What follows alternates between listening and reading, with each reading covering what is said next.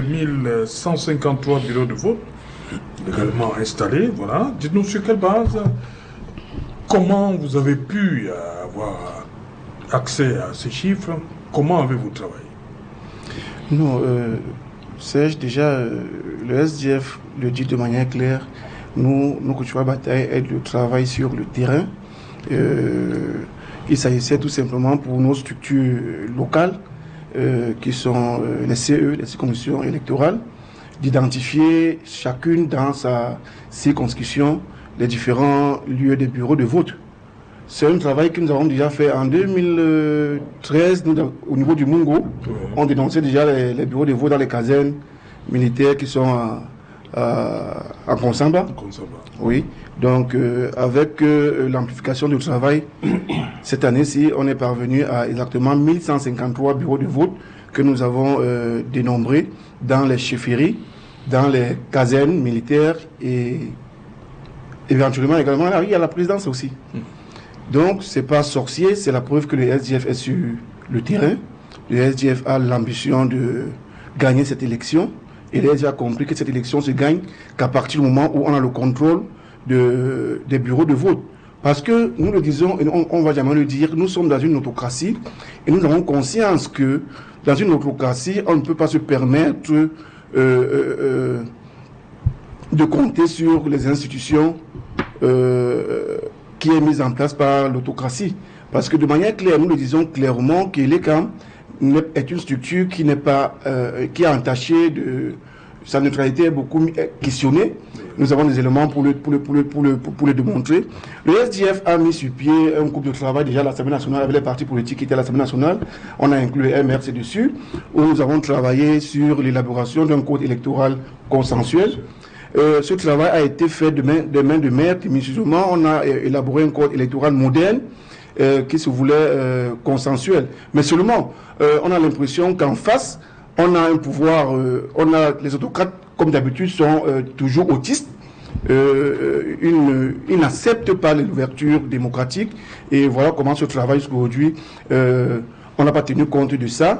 Mais nous pensons que nous, actuellement, nous partons avec un code électoral. Certes, il n'est pas bon.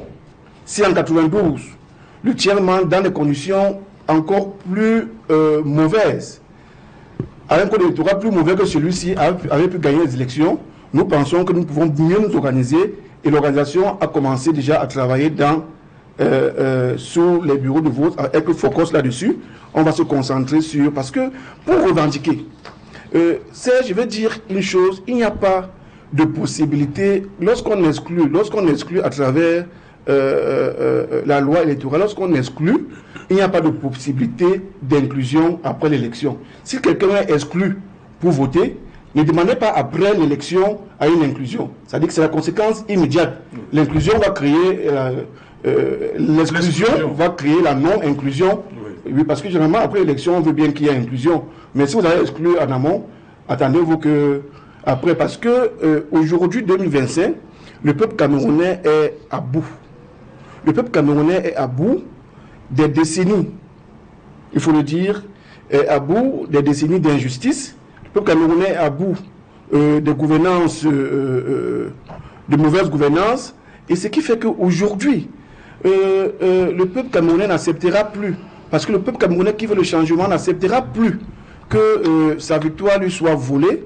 Donc, nous, partis d'opposition, principalement les SDF, nous avons une vocation à canaliser. Nous sommes une force de canalisation. Nous canalisons, mais seulement nous disons, nous tirons la sonnette d'alarme. Nous sommes attachés à la transparence. Nous sommes attachés à la mobilisation et à la participation citoyenne. Nous sommes attachés à la neutralité des institutions, surtout.